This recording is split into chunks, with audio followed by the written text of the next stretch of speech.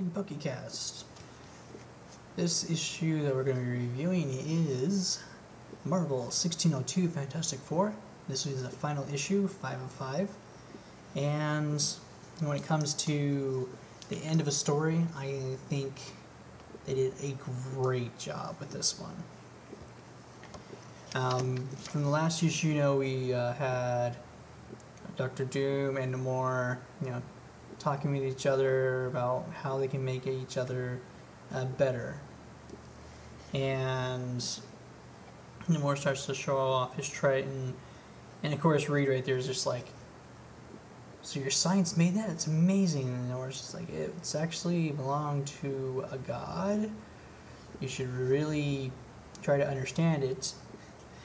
And that's where Doom and his little gang are planning on what to do. As Doom is talking and letting him know, hey, this is what we're going to do, Namor's cousin overhears and instantly goes and tells Johnny. Unfortunately, Sandman does at least hit Johnny, and luckily Sue got lucky that she didn't get hit, but they were saved. As they finally get there, Namor is just kind of like, good, things are going to plan, and that's when Sue shows her true colors to be mad. I mean, just goes right out and accuses Namor in his own, banquet hall right there in front of all of his, and the subjects that are there. And when he goes to try and, which one of you betrayed me? That's when the wizard grabs hold the Triton, and because of his powers, lifts the entire city of Atlantis into the air. And that's when all of them are just like, whoa, what's going on? Because the Watcher appears, and everybody's just like, freaking out. Because, because the Watcher, when he usually shows up, like he does this, but it's just like his entire face floating up in the air, so, like he say. That's when Doom makes the bad mistake, grabs the Triton, and stabs Namor, knocking the wizard back.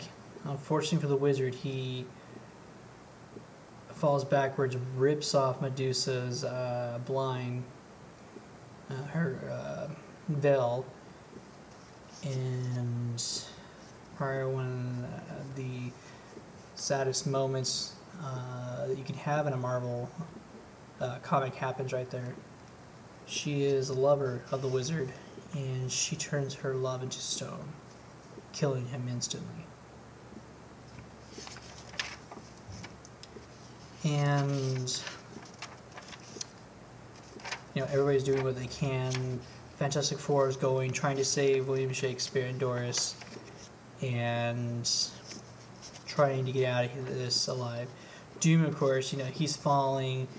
He's just like, I've made it. I've done everything. I am triumphant, for I am Doom.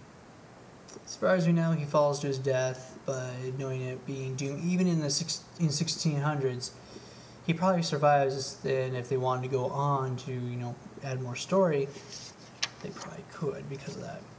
Sue then uses her power and was able to get people out of there. And it leaves them with going on with their lives. I do like how it ends, because then it goes into the most overused 1600 or whatever period whatever year you want to use, but when it comes to just that type of era ending you can have, pulls out, but there's Johnny Storm with his ale, drinking it, and he's like, and that's a true story, every word of it, everybody. Now, does that merit for another cup? And that's when Doris's husband comes in, is like, I have found you, there's no escape for you this time.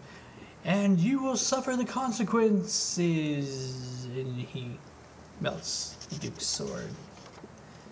And Johnny's just like, wait, what did I do? It's not my fault. Your wife left the bow and she should have been back with you. And apparently she has left to go and, live with William Shakespeare. And according to the Duke, she is writing his plays because she is able to compose words better. So she's the secret behind William Shakespeare's success. I like how they really kind of, go from there and just, all of a sudden so much is happening. And once again, a nice closure, I thought, because with it being a story being told, that is honestly the best way to do it. As it kind of even started with, a story being told, and that's why Doom came. Like, okay, I'm going to forcibly hire you. And then you have it ending with a prideful idiot, Johnny Storm, like, yes, this is all true. I thought that was a really good way how they ended it. They could have gotten a lot more. They could have made more.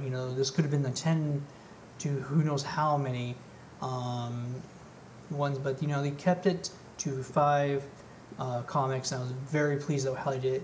It's one thing that always marvels me about them is that the art is just amazing. How they really took their own look of, this is what they would look like back then. So I really like this artist, and that's why I can't wait to get more of a Marvel 1602 when they're actually doing a lot of the other things. I really like how they were able to bring a lot of the characters in, and I like how they even brought in the Watcher. That was just cool. Just face it, he's awesome. And one of the best Fantastic Four miniseries I've ever read. And I'm so happy I got lucky. I actually found all of these at the store I go to for all my comic books, but I can't afford very much. I got it all on one run. And so, if you guys are looking for something that's different, kind of go with a quick story, but that's just how some of them go. Definitely check out Marvel's 1602, The Fantastic Four. It's a 5-issue mini story that just has so much in it and a lot of perfectly chosen characters to help bring out the story. Really enjoyed it, and I thought the ending of it was, definitely how it should be for that type of atmosphere they were going for. Very pleased about that. And there's a plane flying over my house. Or a helicopter. We have a lot of helicopters for some reason. Don't know. Well, anyways, so I hope you guys have enjoyed the reviews for the Marvel 1602 Fantastic Four. This is T. Sakura saying ciao and sayonara.